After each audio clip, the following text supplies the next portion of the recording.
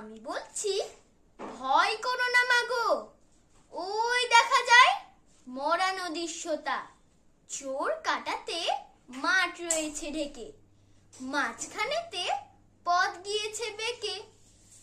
গরু বাছুর নেই কোনোখানে, সন্ধে হতেই গেছে গায়ের পানে। আমরা কোথায় যাচ্ছি কে তা জানে, অন্ধকারে দেখা যায় না ভালো।